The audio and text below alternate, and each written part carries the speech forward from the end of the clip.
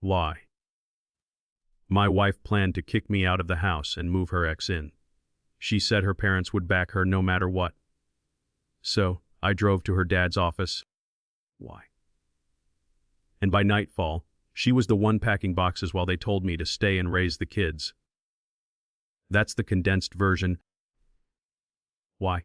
The engineering report of the situation. It's concise and correct, but it skips the chilling quiet of that afternoon. Why? The way my world felt less like a life and more like an equation with variables I didn't control. My name is Chris. I am 36 years old. Why?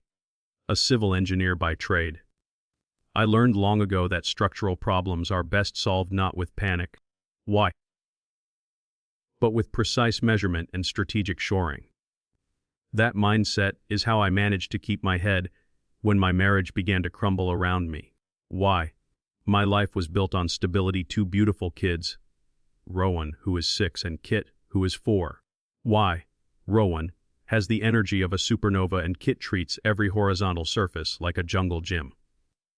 My wife, Judy, is in her early 30s. Why? We have been married for 9 years.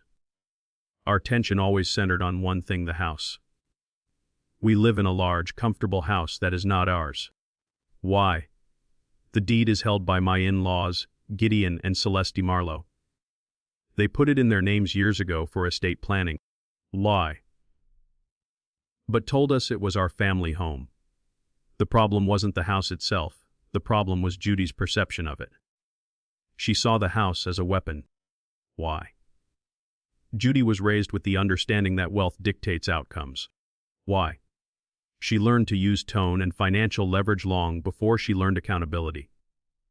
For years. Why? Any argument that went beyond chores or dinner plans would end with the same low jab, the line she clearly believed was an atomic deterrent. Why? You do not own this place, Chris. My parents do. I used to ignore it. Why? I truly did not care whose name was on the paperwork, as long as Rowan and Kit had stability, a yard to run in, and a good school district. Why? Confrontation has always felt pointless to me, an inefficient use of emotional energy that only breeds resentment. Why? I learned early on in my own volatile childhood that the quiet man usually wins the long game. I wanted peace, so I let the comment slide. Why? Absorbing the stress like a structural beam designed to take a load. It turns out, that was my greatest mistake. In-law why? I should have paid attention to how heavily she leaned on that particular beam. Why? The atmosphere in our home shifted when Judy reconnected with an old college flame. His name was Steve Harrison. Why? She mentioned him with the kind of casual tone people use when they want to cut the conversation off before it starts. Why? Saying they were just catching up. I remembered Steve from stories. Charming, big talker, perpetually small time. I didn't argue. Why? People of friends. But within a week, the house felt infiltrated. Judy's phone habits changed overnight. Why? Her screen was always angled away from me or face down on the counter. Notifications were shut off. Why? She would leave for errands. That lasted 3 hours, returning with nothing but excuses. Her phone's location would disappear. Why? Which she always blamed on a battery saver mode that somehow kicked in even when the device was 80% charged. Why? Her whole schedule was subtly fractured, as if she were piloting 2 separate, unsustainable lives. Why? I didn't immediately jump to conclusions about the cheating.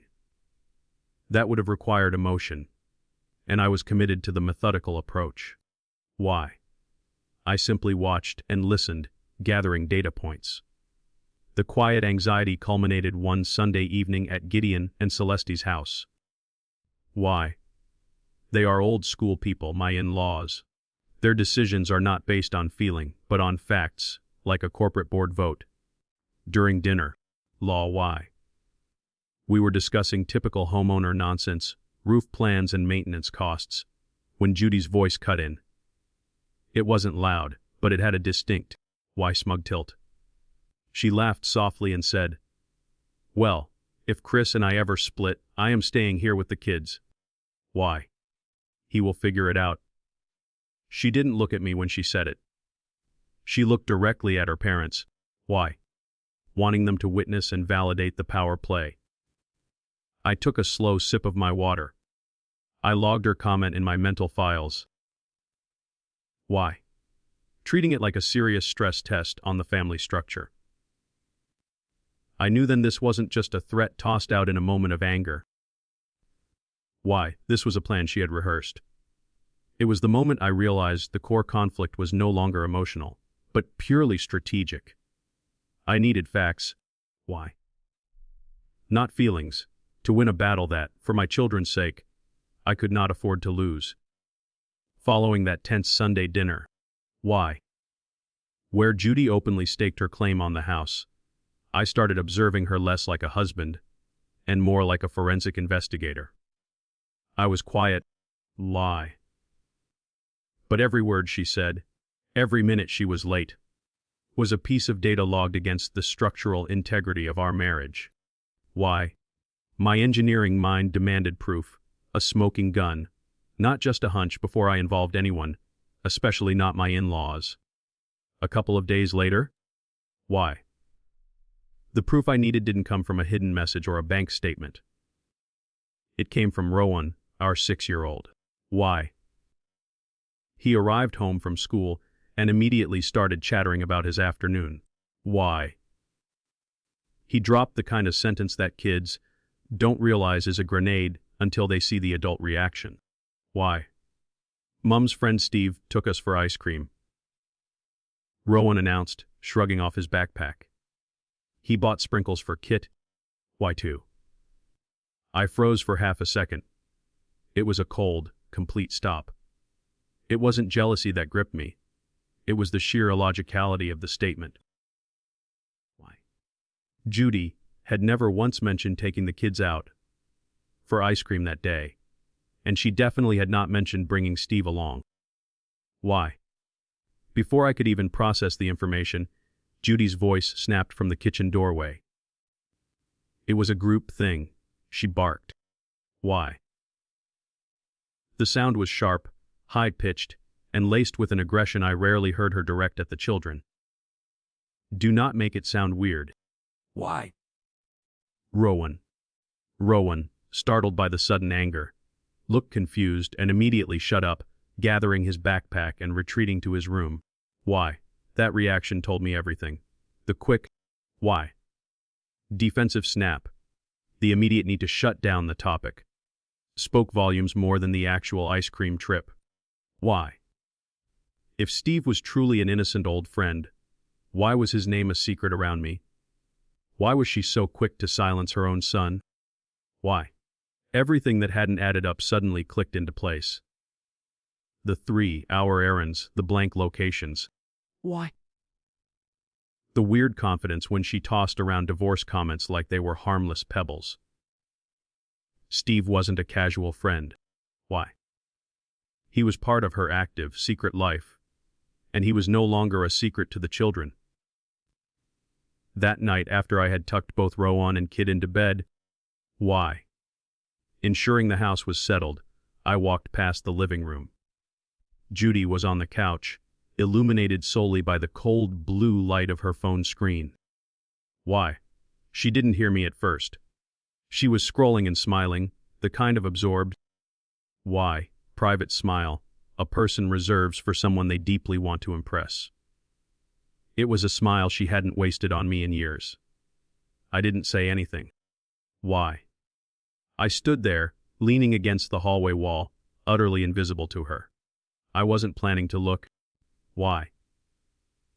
But as she shifted her body and angled the phone slightly, the lock screen preview flashed bright enough for me to catch the precise string of words.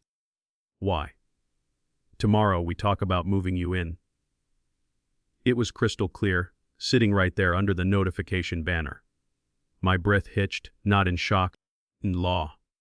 Why? But in the finality of confirmation. My wife wasn't just having an affair. She had already written the next chapter of her life. In law. Why?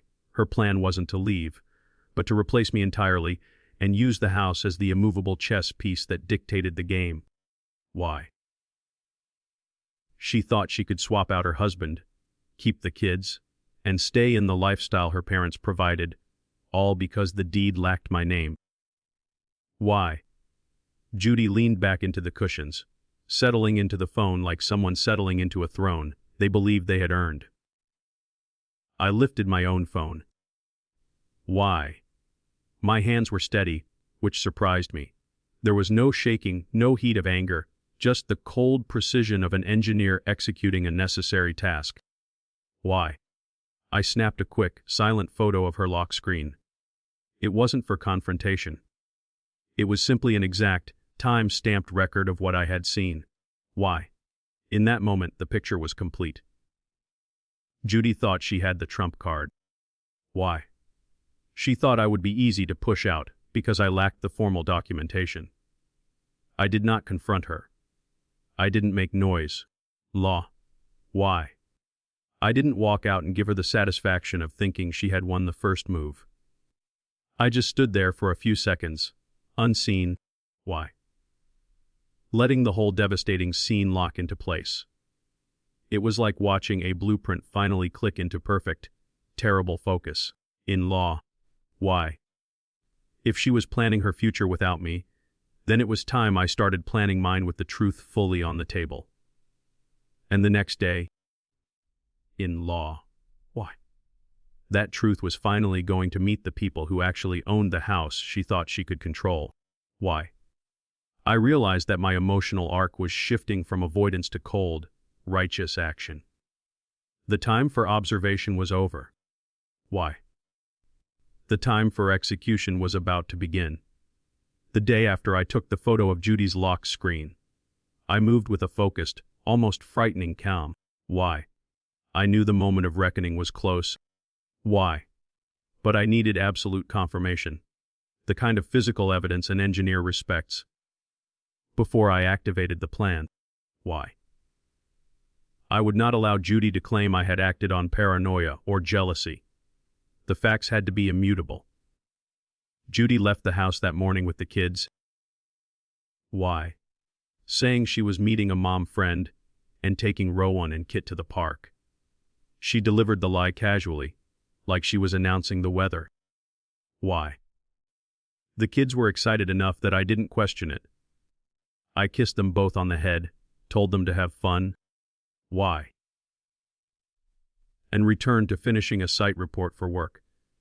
The difference now was that I wasn't just working. I was waiting for the next data point. Lie. Around noon, I checked my phone out of habit and saw Judy's location on the shared family application blink off. Not fade, not glitch. Why? But blink. Gone. 10 minutes later, it popped back on somewhere across town, then disappeared again entirely. I knew this move. Why? It only happens when she actively turns off tracking or switches apps in a way that forces location permissions to shut off. Why? She'd use the battery saver excuse too many times for it to hold any meaning. I called her once, a simple non-panic check-in. Why? Just to make sure the kids were physically safe. The call went straight to voicemail. I am not the kind of man to jump into panic mode. Why? If the children were in danger, my gut would have told me. Instead, I kept everything steady, finished my work, and waited. Why? They never came home that afternoon. Judy had dropped Rowan and Kit at Gideon and Celeste's house without telling me. Why? She eventually sent a terse text hours later. Kids are with my parents. They wanted extra grandparent time. Translation. Why? She needed freedom for whatever she was doing with Steve, and she used her parents' willingness to help as her own personal day pass. Why? The quiet in the house felt unnatural. Normally, Rowan's curiosity creates a constant hum, 100 questions about planets or dinosaurs. Why? and Kid is usually running laps until someone asks him to stop. That night the house was utterly still. I cleaned up the kitchen. Why? Checked the shared iPad calendar for school reminders, and that's when I noticed a strange icon. Law. Why? We keep a shared household email for bills and school notices, so anything about utilities or addresses hits that inbox fast. Why? The calendar showed a brunch reservation, marked only with the initial J. It was her usual decoy label when she wanted to hide personal plans. Law. Why? 11:30 in the morning at the Midtown Bistro, a place I knew was near Steve's neighborhood. The reservation had been created the night before. Why? Immediately after the lock screen conversation I'd photographed. Judy did not do brunch. Why? She definitely never wrote anything on the shared calendar, unless it was absolutely essential for the children. The confirmation was enough. Why? It was enough to justify checking for myself, not to create drama, but just to know the truth before I talked to anyone else. I grabbed my keys. Why? Got into the car and drove toward Midtown. The drive was silent. No music, no calls, no imaginary arguments playing out in my head. I just drove. Why? Determined to see reality instead of guessing at it. As I turned onto Steve's block, the evidence I sought was already there. Why? Judy's car was parked right outside his building. There were no kids, no booster seats unbuckled in the back, no park bag. Why? No signs that she had been anywhere near swings or slides that day. It was undeniable proof of her lie. I didn't wait around. I didn't go knock. Why? I circled the block once to ensure I wasn't imagining it, let the image burn into my memory, and then headed home. Why? The entire trip took less than 30 minutes. By the time she walked through the front door a couple of hours later, she had a glow on her face. Why? She didn't try to hide it. She looked utterly satisfied, a woman whose plan was succeeding. As soon as she noticed me looking at her. Why? That glow dropped instantly, and she switched into defensive mode like someone flipping a circuit breaker. "You are home early," she said. Why? Tossing her keys on the counter. "I live here," I answered, my voice even. She went straight to wiping down the perfectly clean sink. Why? Her nervous habit when she was lying or covering for something. I didn't raise my voice. I didn't corner her. I simply asked one question. Why? Calm enough to make her flinch. "Where were you exactly?" Her shoulders locked up. Then she whipped around with wide eyes. Why? As if the question itself was a physical attack. "Seriously? You are doing this again? You are paranoid, Chris. Why?" "My therapist told me your spiraling creates half our arguments." I kept my expression neutral. Why? Her therapist had actually quit on her last year, after Judy kept fabricating details during sessions. But I let her talk. Let her exhaust her excuses. Why? "I cannot deal with this controlling behavior," she huffed, crossing her arms. "If you push me like this, I swear I will take the kids. Why? And I will stay in this house. My parents will back me up. You know that." There it was again. The house. Her favorite weapon. Why? The assumption that the property she didn't own somehow made her invincible. She always delivered it like a final strike. Why? Believing it ended the conversation. But this time, something shifted in me. For the first time, I wasn't hearing a threat. Why? I was hearing her reveal the exact blind spot she was counting on. I looked her straight in the eyes, calm, with no anger, just the plain truth. Why? "They own the deed, Judy. Not you. They own the deed, Judy. Not you." My simple, factual statement, delivered without heat. Why? Caused her face to freeze mid-breath. For a few long seconds, she just stood there, gripping her phone, her eyes wide with disbelief. Why? It was the first time I had ever directly challenged the foundation of her entire power structure. She was used to my compliance. Why? My quiet retreat from her threats. This was not retreat. She pivoted quickly, dropping the defensive tone, and switching into something sharper. Why? More calculated. She walked past me into the living room, sat down on the leather sofa, and patted the cushion next to her, as if inviting me to sit for a scheduled appointment. Fine, she said, her voice smooth but tight. Why? Let us just talk now, since you are clearly in a mood. I didn't sit. I leaned against the doorway, maintaining the distance. In law, why? Maintaining the emotional guard that had served me so well for the past 3 days of information gathering. She inhaled deeply. Why? Like someone preparing to read from a practiced script. I am done with this marriage, Chris. I am with Steve, and I want a divorce. There it was. No build-up, no hesitation, no apology. In law, why? She delivered it like it was the first item on an agenda. She had practiced all day in Steve's small apartment. Why? The same self-satisfied glow she had walked in with earlier returned, now mixed with a heavy layer of control. Before I could respond, she continued, why? Smoothing her hair like she was resetting a presentation slide. I have worked everything out. I am staying in the house, obviously. Why? The kids will be with me full-time, primary custody. That is just the natural arrangement. She spoke slowly, deliberately. Why? Clearly aiming to make every word hit, but also to prevent me from interrupting. It was a one-sided courtroom ruling. Why? You will take them every other weekend. She continued, tapping her nails lightly on the arm of the couch. Maybe a weekday dinner if it makes sense. Why? We will be mature about it.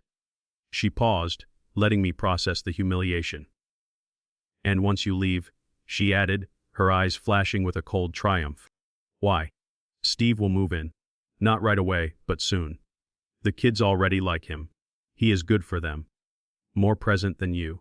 This part, why? She aimed directly at me, seeking the wound. You are boring, Chris. You are quiet. You are absent. I have been carrying this marriage. Why? I need someone who actually makes me feel alive. I almost laughed at the sheer absurdity of the pronouncement. The idea that Steve, who lived in a box-sized apartment he couldn't afford, was going to step into my life, become the heroic father figure in my children's home. Why? And fulfill her need for excitement. But I kept my face still. I gave her no reaction she could weaponize. She studied me, waiting for yelling. Why? A dramatic collapse or a plea for reconciliation. She wanted to see the loss register. What she got was one simple, why? Unshakable question that went right to the heart of her strategy. So, you are moving your ex into your parents' house with my kids. Why? That is the plan? She smirked, slow and confident. She had been waiting for me to say it out loud. It is not a plan, she answered. Why? It is happening. Her whole posture screamed victory. She truly believed the house was hers to command. Why? She thought Gideon and Celeste would back her instantly, because they always had.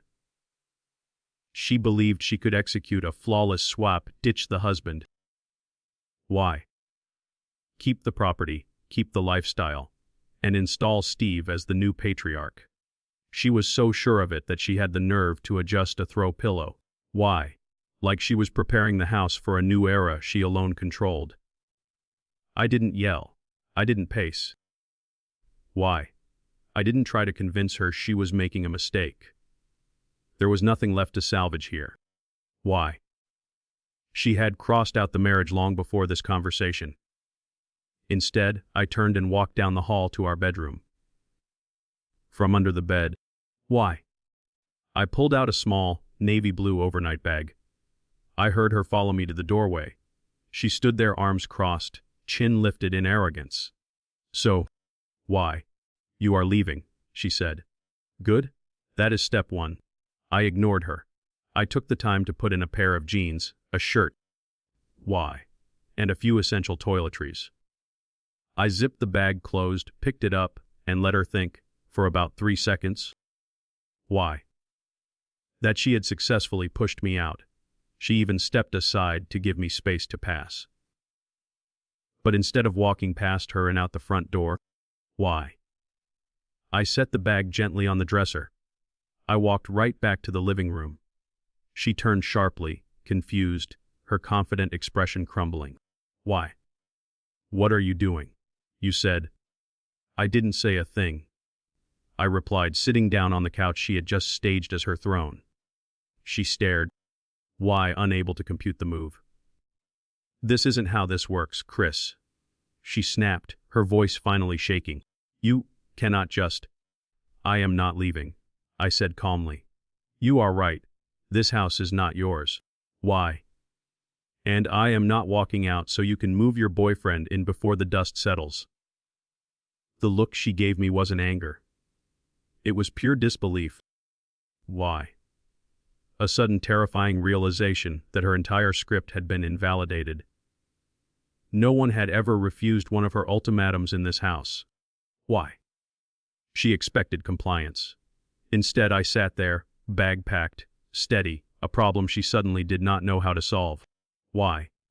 Gideon and Celeste will side with me, she said, her voice rising now, fear replacing arrogance. Why? They always have. They will side with the truth. I corrected her. She didn't understand what that meant yet. Why?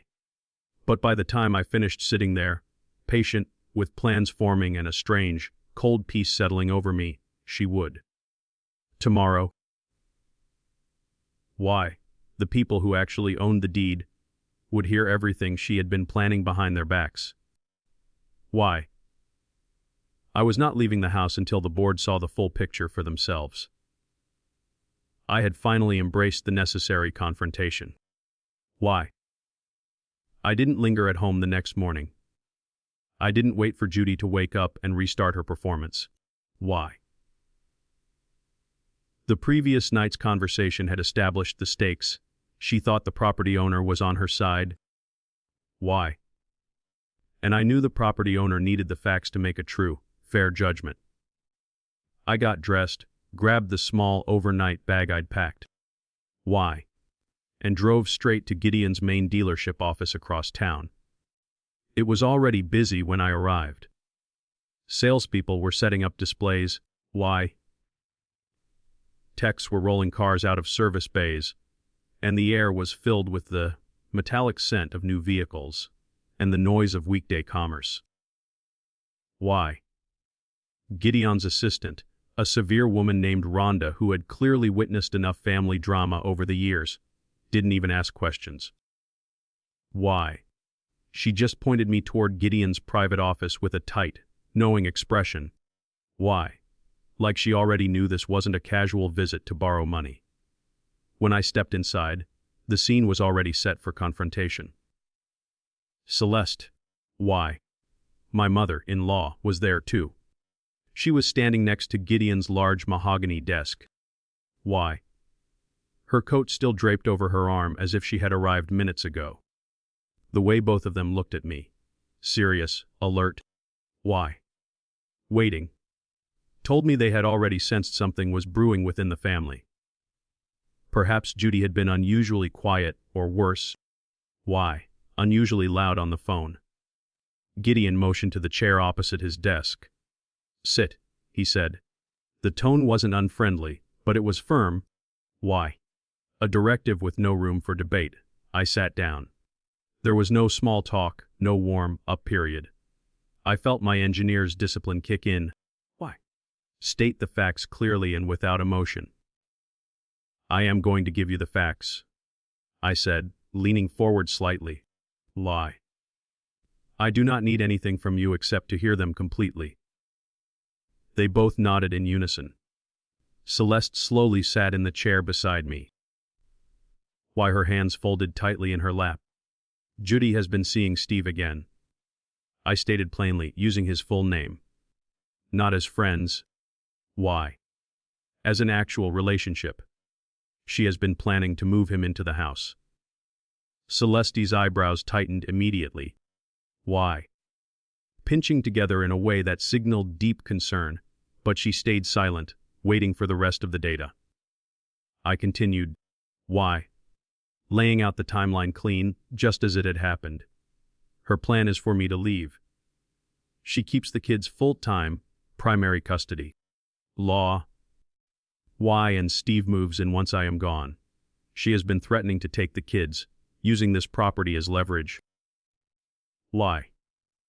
Telling me repeatedly that she will stay here with them, because you two will back her. I recounted Rowan's ice cream comment. Why? Detailing how Steve had been alone with the children, without my knowledge, and how Judy had snapped at her son for mentioning it. Why? I explained how her phone location kept disappearing, how she had lied about errands. Why? And how she had become increasingly aggressive and entitled in her demands.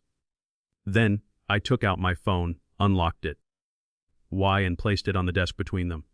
It felt heavy, a brick of truth. This is the reservation she made yesterday. I said. Why? Pulling up the shared iPad calendar screenshot of the reservation near Steve's place. Brunch. I swiped to the next image. Why? And this? I said, placing the phone squarely in front of Gideon. Why? Is the photo I took of her lock screen preview last night? The words glowed in the light of the office tomorrow. We talk about moving you in. Why? Celeste reached out and placed a hand on Gideon's arm. Her face lost all warmth. She wasn't angry yet, she was cold, controlled. Why? And deeply disappointed. Gideon didn't speak. He stared at the screen as if reading a confession written in his daughter's own hand. After a long, why, agonizing moment, Gideon asked one sharp question. How long has she been seeing him? Months, I said. Why? Longer than she will admit out loud. I had expected disbelief, maybe even initial denial, but neither of them looked surprised by the timeline. Why? Only profoundly saddened. They exchanged a look that spoke volumes of past disappointments I was not privy to. Then Celeste spoke first, her voice quiet, almost a whisper. We warned her. I hadn't known that. Years ago. Celeste continued. Why? Her voice going from hurt to something firmer. We found messages between her and Steve. We told her to cut contact immediately. Why? She promised us she had. She told us she was committed to her marriage, to the kids. Gideon's expression hardened, his jaw twitching in a silent, why, powerful fury. The house, he said slowly, was meant to support a family, not to fund an affair, not to be used as leverage. Why? Not for that man to step into. I said nothing. They weren't speaking to me anymore. They were processing their daughter's repeated, why? Calculated betrayals. Betrayals of their trust, of her family, and of the stability they had tried to provide. Celeste leaned back. Why? Hands tight on her knees. Our grandchildren do not live with instability, she stated, her gaze fixed on the wall behind me. Not in our home. Why? Not under our roof. She wasn't talking about me. She was talking about the chaos Judy had attempted to import. Gideon exhaled, long and controlled. Why? A businessman making a final, painful accounting. Then he looked at me directly, his eyes clear and firm. You and the kids stay. It wasn't a question. It wasn't an offer or a suggestion. It was a decision. Judy leaves, he added. Why? She made her choice. Celeste nodded once, sharply. And Steve will never set foot inside that house. Why? We will make that clear. I felt the immense weight of the situation shift entirely. It wasn't a victory for me personally. Why? But a strategic decision for the welfare of Rowan and Kit. Everything they did for the children. Gideon stood up. Why? We are calling a family meeting tonight, he said. 7 o'clock at the house. I knew exactly what that meant. Judy wouldn't expect this. Why? She thought she was walking into a session where she would receive support and sympathy. Instead, why? She would be walking into a truth she had been avoiding for months.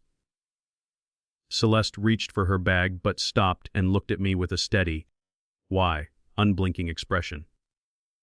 Be there, she said. She is going to explode when she hears it.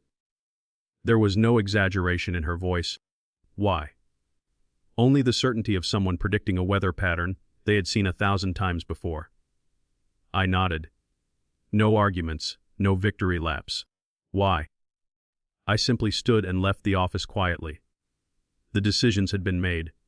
The meeting was set. And for the first time, why? Judy's trump card was about to be turned face up in front of the people who actually owned the deck. My own emotional vulnerability. Why? The act of showing them the painful facts had secured the stability I had sought. Why? The hours between my meeting with Gideon and Celeste and the family appointment at 7 o'clock stretched out with an almost unbearable tension. Why? It was the calm before the storm, the moment right before the demolition crew sets the charge. I spent the afternoon cleaning. Why?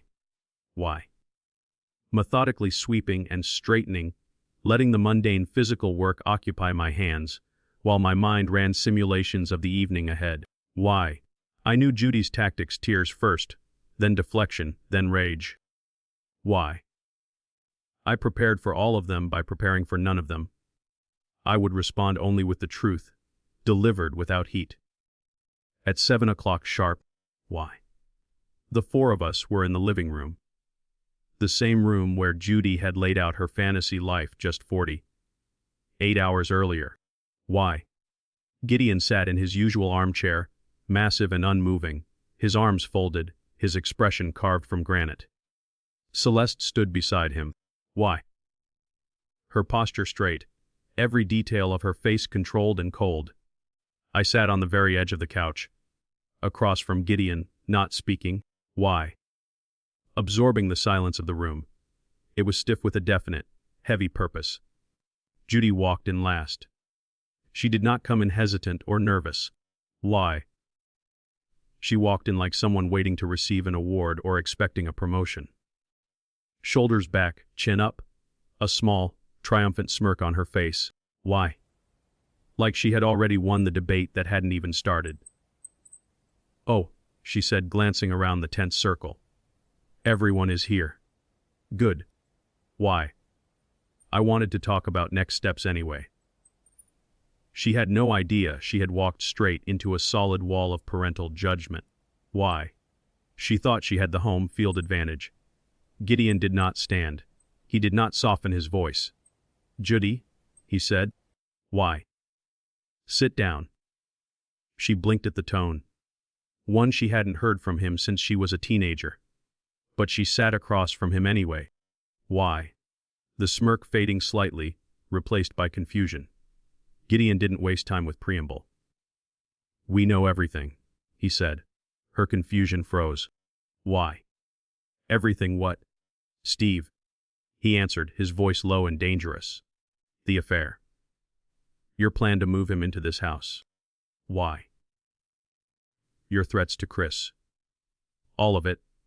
It was like watching a curtain drop and the lights come up on a reality she hadn't prepared for. Why? The confidence evaporated instantly, replaced by a frantic calculation. Why? Judy's brain switched gears so fast you could practically hear the gears grind. Her first move, as expected, was tears. Not quiet, genuine tears. Why? But loud, dramatic sobs. She pressed her hands to her eyes, rocking back and forth as if she had been physically struck. Why? I can't believe he would twist things like this, she said between ragged gasps, pointing a frantic finger toward me. He manipulated you. Why? He is trying to turn you against your own daughter. No one moved. Gideon and Celeste remained statues of unwavering judgment. Why? Judy peeked through her fingers to gauge the room. Seeing no sympathy, she immediately escalated to righteous fury. Why? You are choosing him over me, she shouted, her voice breaking.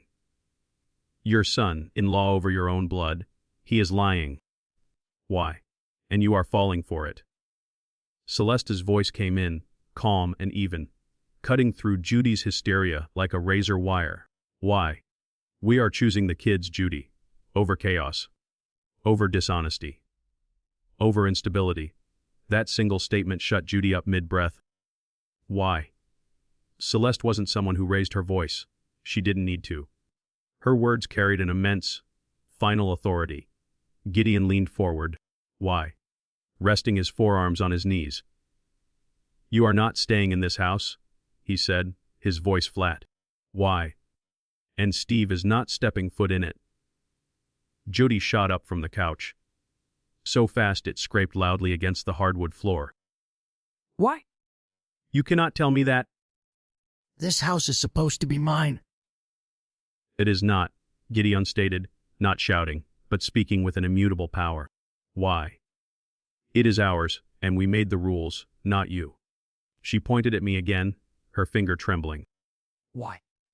He filled your heads with lies? I didn't have to, I said, finally speaking. My voice was low and perfectly steady. Why? You wrote the script yourself. That pushed her past tears and into full-blown rage. Why? The kind that turns a person's voice sharp enough to cut drywall. I am your daughter, she screamed at her parents. You owe me loyalty. Why? Not him. Loyalty does not cover destroying your own family. Gideon returned. That was the match to the fuse. Why? Judy's voice went up loud enough that I knew the neighbors could hear through the closed windows. She paced wildly, shouting, ranting. Why? Replaying her own arguments back at herself, desperate to regain control of a room that had already judged her. Then there was a loud, why, confused knock on the front door. A neighbor, clearly wondering if someone was being harmed. Celeste walked over, answered the door with a quiet, why, dignified apology, and closed it again. Judy didn't even slow down her tirade. After another round of increasingly desperate yelling, why, she ran upstairs. We heard her closet door slam open, drawers yanked out, hangers dragged across metal. Why? She was throwing clothes into bags with the chaotic force of someone trying to make a point through fabric. Halfway down the stairs, why? Struggling with two overstuffed designer bags, she shouted her next threat, aiming it primarily at her parents. I will call child services. Why? I will tell them he is unstable. You will regret doing this to me. I sat there, perfectly still. She wanted fear. She wanted a reaction. Why? I gave her neither. Gideon looked up at his daughter without a flicker of emotion. Go ahead, he said. Tell them. Why? Then tell them why you thought moving an affair partner into our property with 2 children was responsible. Judy froze for half a heartbeat. Why? That answer, that clear statement of consequence, finally silenced her. She stomped the rest of the way down, bags over her shoulder, why, her eyes wide and wild with defeat. You are all insane, she spat. You will see. Why? Everyone will see. She stormed out the door and slammed it behind her with a sound that shook the windows. A few seconds later, why? We heard the roar of her car engine as she peeled out of the driveway, heading, I knew, straight toward Steve's apartment. Why? Racing toward the chaos she craved. The house fell silent again. But this time it was a silence of peace, not of tension. Why? My children's stability had just been secured. Why? The promise from my earlier emotional low point, that by nightfall she would be packing, had come true. The house was quiet again. Why? But this time the silence felt like armor settling into place. a protective shield around Rowan and Kit's space. Gideon sat down heavily. Why? And Celeste walked over, gently rubbing his shoulder. They didn't look triumphant. Why? They looked like parents mourning a daughter who had willfully walked away from safety. I gathered the bags Judy hadn't taken and set them aside. Why? The immediate damage was contained. Late that night, around 10 o'clock, my phone vibrated with a voicemail from an unfamiliar number. Why? I hadn't heard it ring. The caller had hung up quickly. I played the message. Hi. This is Miss Drayton from the school office. Why? We received a home safety report from Judy and, per policy, forwarded it to Child Protective Services. We do need to check in. Why? Could you return this call so we can confirm everything is safe with Rowan and Kit? I hung up and immediately called back. Why? The referral was exactly what I had expected. Judy's immediate, spiteful attempt to use the system as her personal megaphone. Why? Trying to turn her failed threats into concrete action. Why?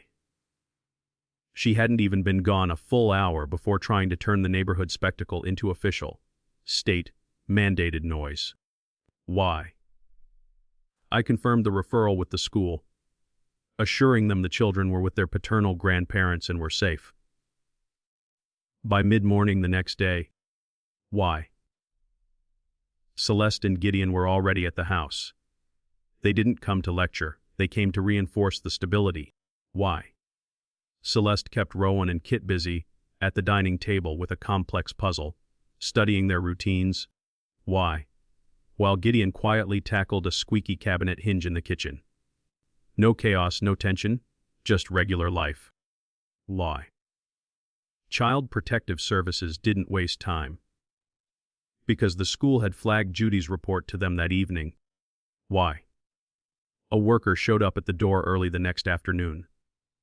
She explained the visit calmly, clipboard in hand, and stepped inside. Why? The house was spotless, not staged, just normal. There were toys in baskets, the dishes were put away, and the laundry was folded. Why?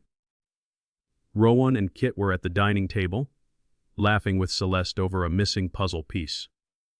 Gideon was literally fixing the house. Why? The worker glanced around, taking notes, asking routine questions. Had the kids eaten? Any recent injuries? Any incidents? Rowan, being 6. Why? Answered half the questions before anyone else could. Why? And Kit chimed in with their own commentary about the dinosaurs they were trying to piece together. The worker smiled, wrote something down. Why? And glanced at me. Looks stable, she said. I will finish my report. 10 minutes later, she closed her folder. Why? I am marking this as a retaliatory filing, she announced. We will notify the school as well. Why? You will receive confirmation. One problem handled with the precise application of facts and stability. Why? The bigger problem, the legal dissolution of the marriage, was next. We filed for emergency temporary orders that afternoon. Why? And the court set a short notice hearing 3 days later. I walked in with my attorney, calm and steady. Why? Gideon and Celeste were already seated directly behind us, present, clear-eyed, and unwavering. Judy arrived with someone I vaguely recognized. Why? A woman named Leora trailing behind her like a personal hype squad.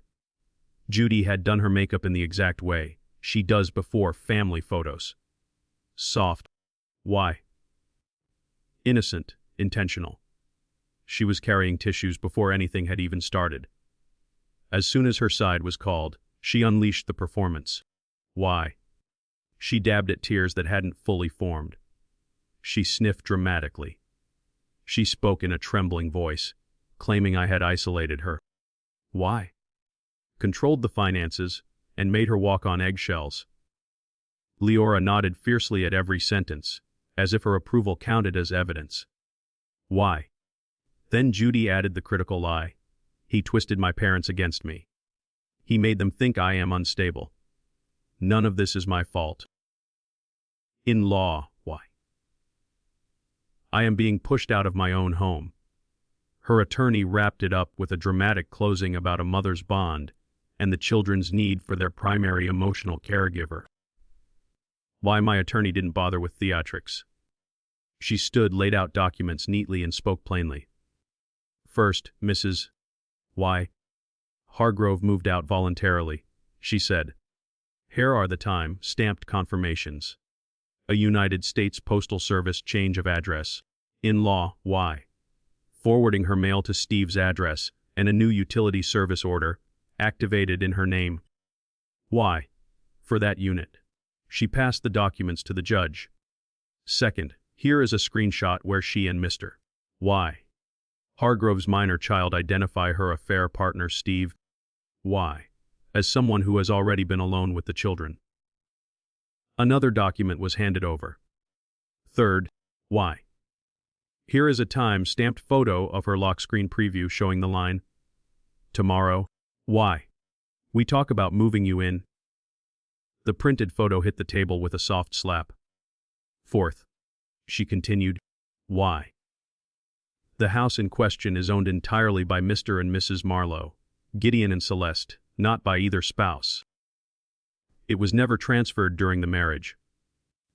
We have deed documents, tax filings, and accompanying correspondence. She gestured behind us. Why? They are both present to testify. Judy stiffened, her innocent makeup suddenly looking strained.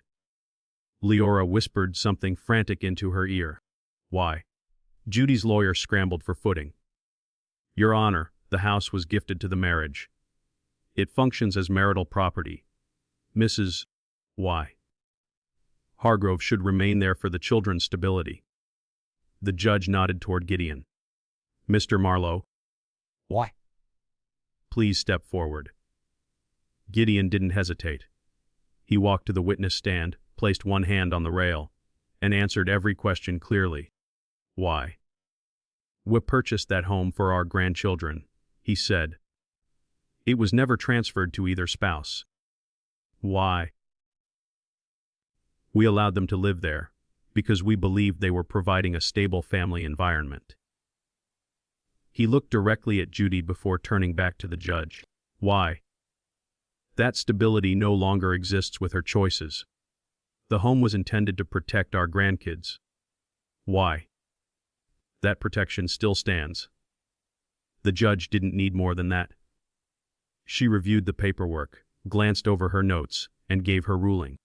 Why?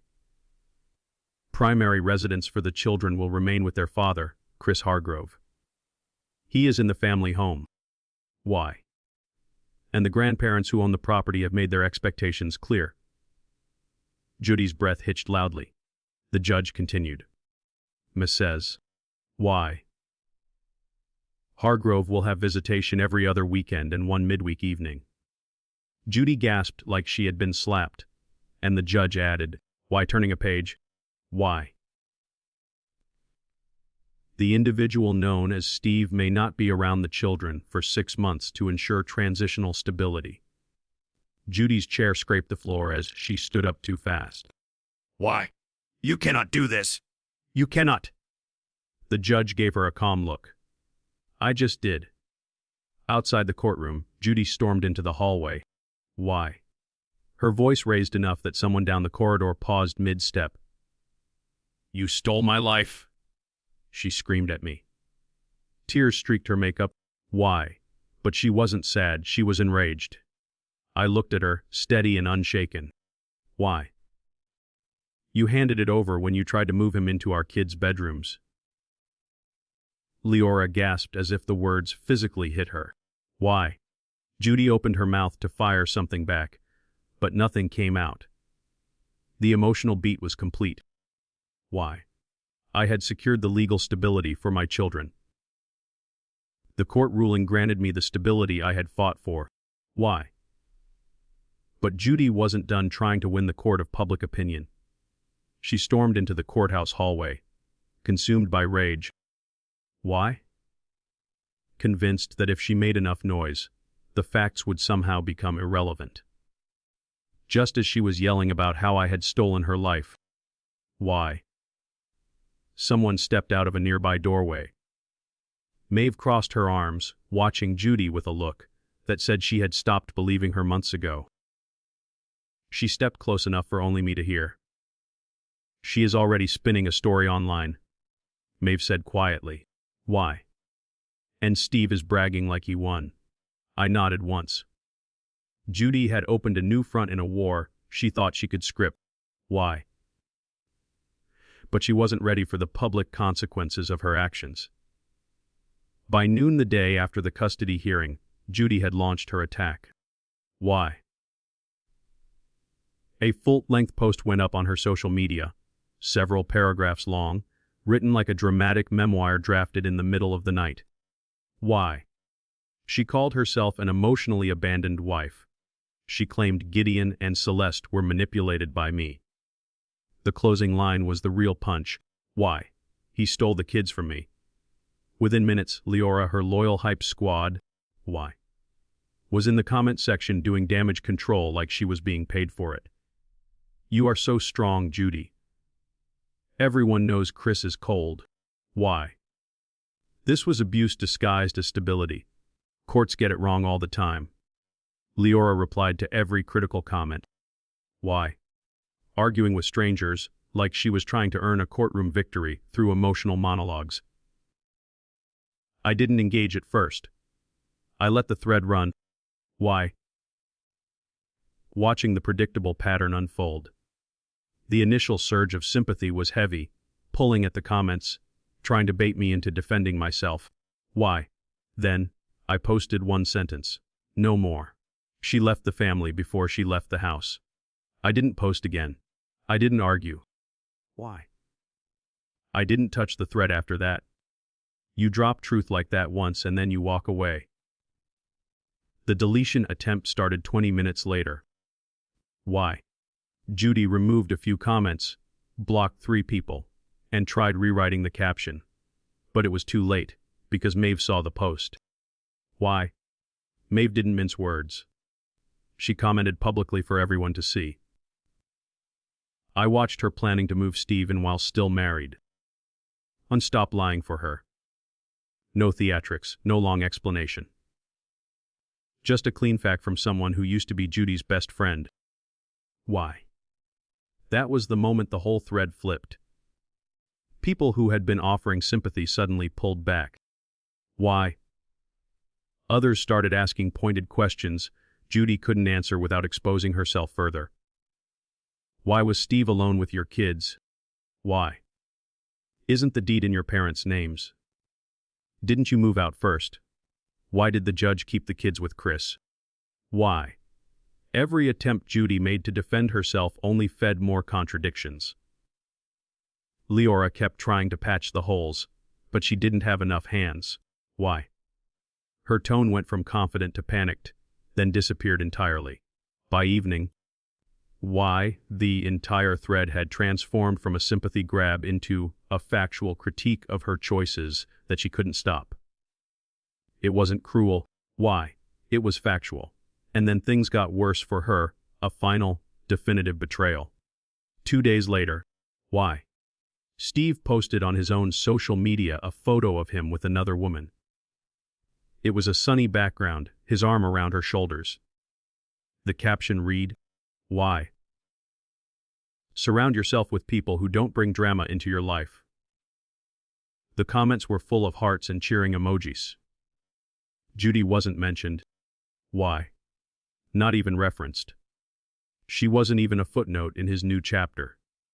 That was the final confirmation. She had blown up her marriage, her home. Why? Her reputation, and her relationship with her parents for a man who dropped her the second consequences showed up. Why? The pursuit of fleeting excitement had cost her everything I had fought to protect. A week after Steve's post. Why? Judy showed up at my door with Leora standing behind her like a backup vocalist. Judy didn't knock gently, she pounded. When I opened the door, law. Why? She stood there with red, rimmed eyes and a shaky posture, but her voice was still sharp enough to try cutting through me. Why? I need closure, she demanded. And a chance to fix this. Leora nodded aggressively, as if that somehow made the demand official. Why? Judy stepped closer. You cannot just move on like nothing happened. Most men would fight for me. I couldn't help it. Why? The smile that came out wasn't cruel, it was clean, precise, and based entirely on the truth I had finally embraced. Why? Most men would have fought to keep you. I said. I fought to keep the kids safe. Leora gasped. Why? Her hand flying to her chest as if I had committed a crime. You are heartless, she snapped. I shrugged once. Why? Hurtless is a strange word for not tolerating disrespect. Judy opened her mouth again, but nothing came out. Why? Just the sound of someone trying to force a narrative that wouldn't cooperate anymore. I stepped back inside and closed the door gently. Why? They left without another word. My emotional journey, from avoidance to confrontation, was complete. I felt a quiet, why? Settled strength that no amount of financial or social status could replicate. About a month later. Why? Gideon and Celeste invited me to the dealership office again. This was not an emergency, it was formal business. Why? Gideon slid a folder across the desk toward me. Inside was a trust document, clean, notarized, and already filed. Why? The house was being placed into a trust for Rowan and Kit. Not for Judy, not jointly, not someday. Immediately. Why? Gideon and Celeste were named as the trustees. I signed an occupancy agreement as the children's residential guardian. In law. Why? Meaning I remained in the house on their behalf, until they were grown or the trustees decided circumstances required a change. Why? Celeste explained it simply. We want the kids to always have a home. This guarantees it. There was no anger in her voice, no bitterness. Why? Just a clear understanding of what stability should look like for grandchildren who didn't ask to be part of a divorce. Gideon added, why? She thought the house made her powerful. She forgot it is ours. I signed the acknowledgement paperwork and thanked them. They didn't do it for me. Why? They did it for Rowan and Kit, but it still mattered profoundly. This action was the final lock on the door to my children's security. Why? Judy found out 2 days later. She didn't call. She didn't text. She showed up at her parents' front door and unleashed another screaming match. Why? Loud enough that their neighbors heard every word. Her parents' neighbors recorded it. Different street, same spectacle. Why? Every shout Judy made only proved the exact point the trust document had been created to solve. Instability doesn't get rewarded. Why? Especially when children are involved. In the end, Judy learned the same truth everyone else eventually saw. Why? She wanted to use her parents' money like a weapon. They just made sure the bill landed exactly where it belonged. Why? My final emotional beat was the realization that my job was not to be the fighting husband, but the steady father. Why? A role I could finally fulfill without compromise, surrounded by the stability I had worked so hard to preserve.